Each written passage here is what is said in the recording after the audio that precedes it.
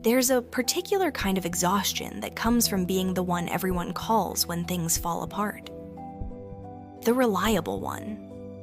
The one who never cracks under pressure, never shows uncertainty, never admits to not knowing the answer. It's the exhaustion of carrying wisdom like armor, of having competence become a cage.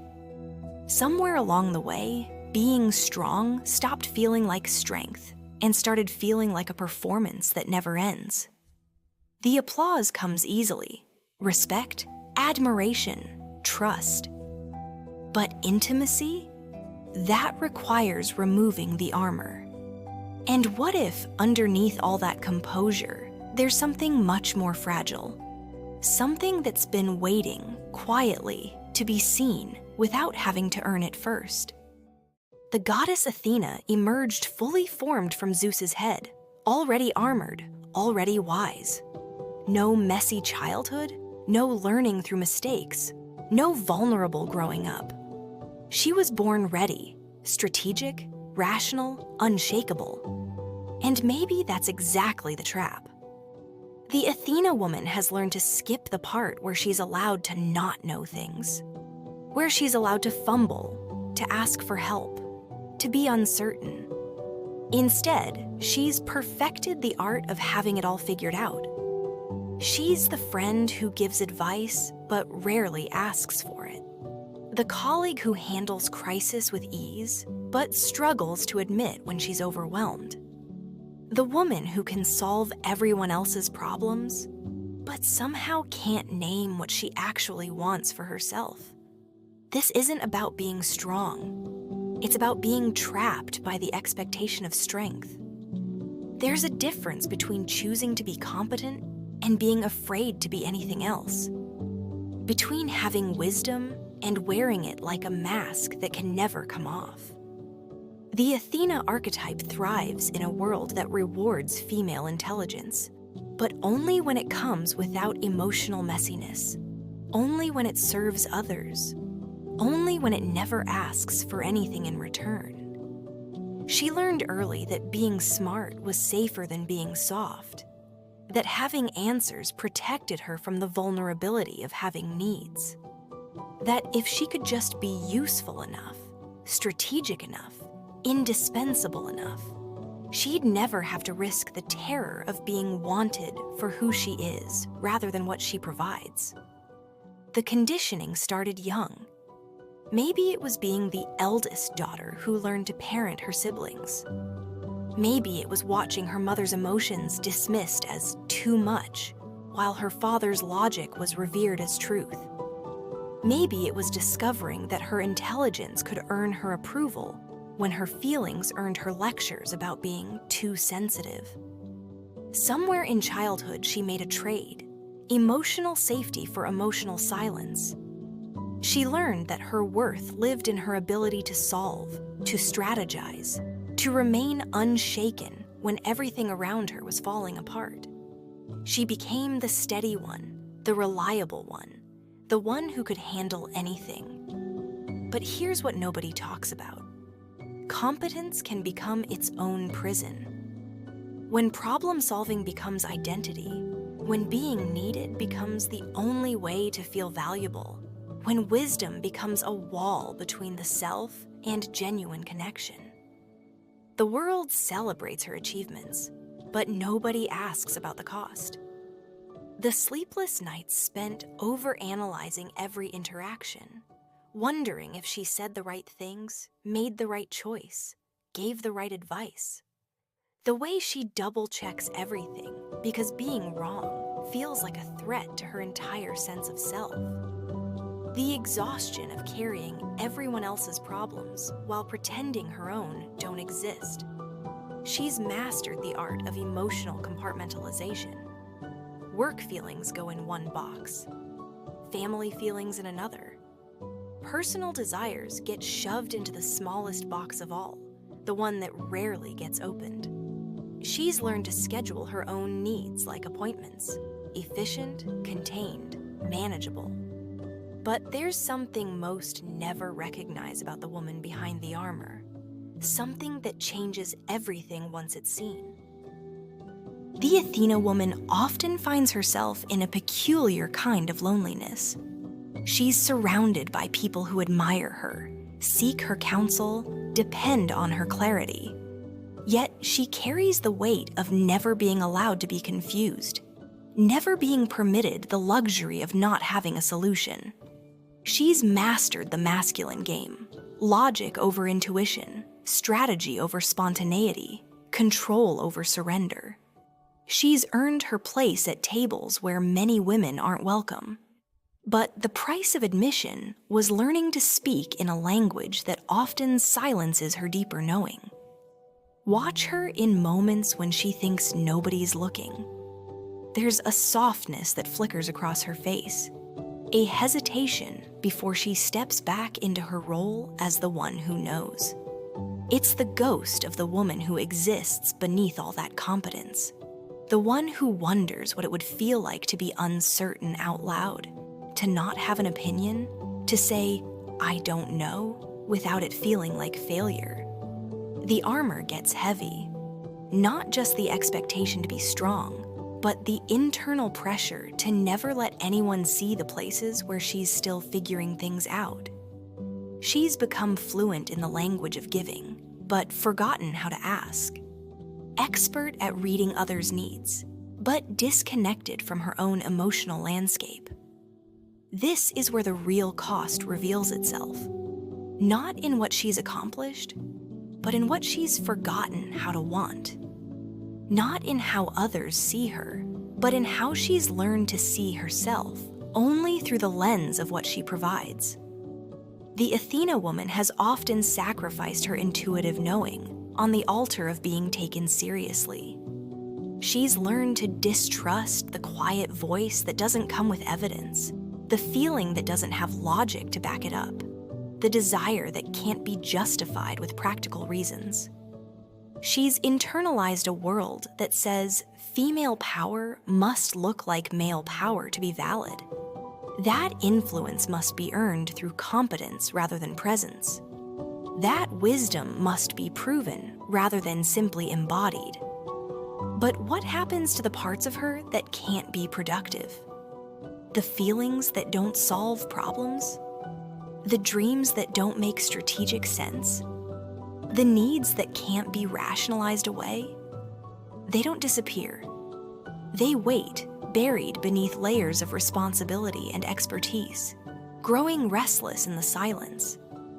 There's a particular kind of grief that lives in her chest.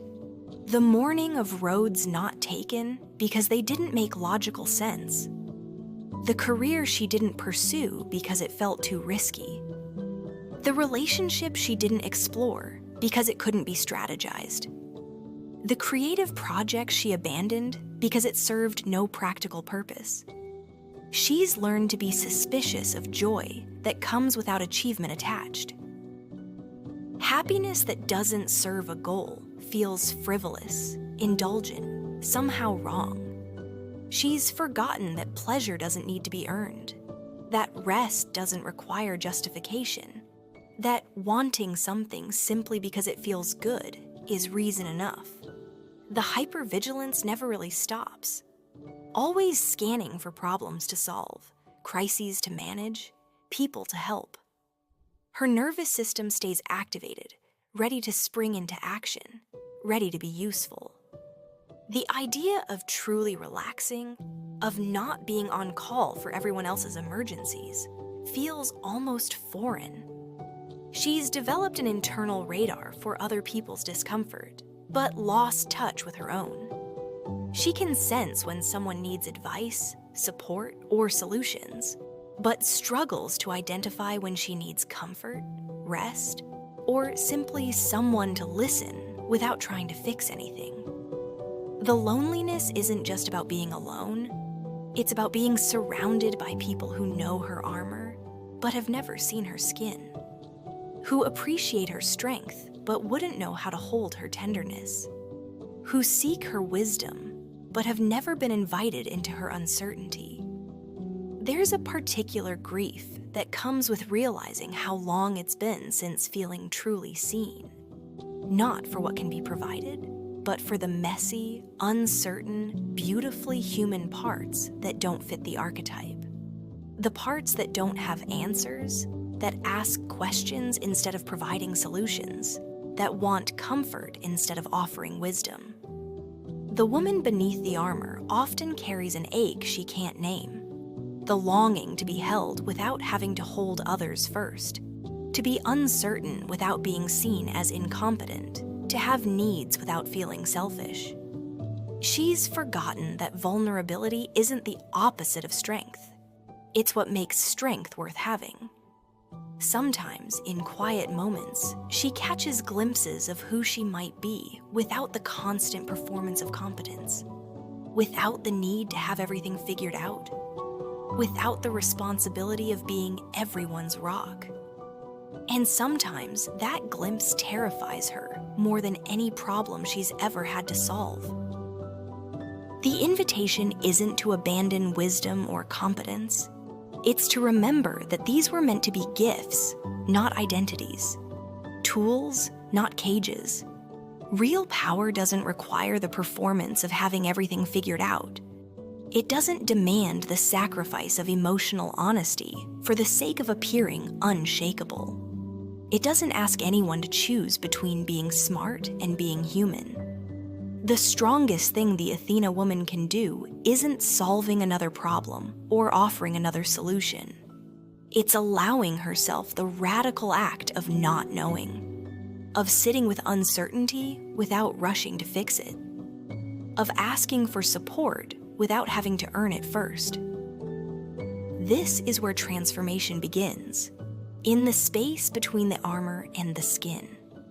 In the recognition that competence without connection is just elaborate loneliness.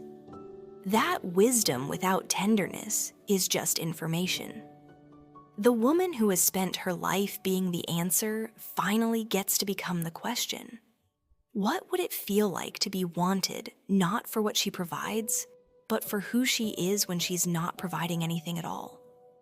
She begins to understand that her worth was never dependent on her usefulness, that her intelligence doesn't require the sacrifice of her intuition, that her strength doesn't have to be performed to be real. The path forward isn't about becoming less capable, it's about becoming more whole, about integrating the strategic mind with the feeling heart, about letting competence serve her rather than consume her. She starts to notice the difference between solving problems because she genuinely wants to help and solving them because she's afraid of what happens if she doesn't. Between offering wisdom from a place of abundance and offering it from a place of fear. The armor starts to feel less like protection and more like a choice. Something that can be put on when needed and removed when it's time to breathe. Something that serves her rather than defining her. She learns to trust the quiet voice again, the intuition that doesn't come with footnotes, the feeling that doesn't need to be justified, the desire that exists simply because it exists. She remembers that some of the most important truths can't be strategized or analyzed, only felt. The relationship with herself begins to shift. Instead of viewing emotions as problems to solve, she starts to see them as information to receive. Instead of judging her needs as weakness, she recognizes them as compass points guiding her toward what matters. She discovers that saying, "I don't know," doesn't diminish her intelligence. It reveals her humanity. That asking for help doesn't make her incompetent. It makes her connected. That having feelings doesn't make her irrational. It makes her complete. The fear starts to loosen its grip. The fear of being seen as anything less than perfectly composed. The fear of disappointing people who depend on her strength. The fear of discovering that without her usefulness, she might not be wanted at all. And in that loosening, something beautiful emerges. Not the loss of her gifts, but the freedom to choose when and how to share them. Not the abandonment of her intelligence, but the integration of all the ways she knows things. Not the collapse of her strength, but the discovery of what strength looks like when it's not performing for anyone else. She begins to trust that people can love the whole of her, the competent parts and the confused parts, the wise moments and the wondering ones, the times when she has answers, and the times when she's still learning the questions. Maybe the real wisdom isn't in having all the answers, but in being brave enough to live inside the questions. Maybe the truest strength isn't in never needing anyone, but in letting others see the places where support would feel good. The goddess Athena emerged fully formed, already perfect, already complete. But perhaps the most human thing about being a woman is the growing, the fumbling, the learning, the becoming that happens in the space between not knowing and finding out. In the quiet moments when the armor is set aside and the performance ends, what remains isn't less than wisdom. It's something warmer, something breathing, something that doesn't need to prove itself to be worthy of tenderness. The woman behind the mask was always there, waiting to be met not with admiration, but with recognition. Not with questions to solve, but with presence to share. And maybe that's enough. Maybe that was always enough.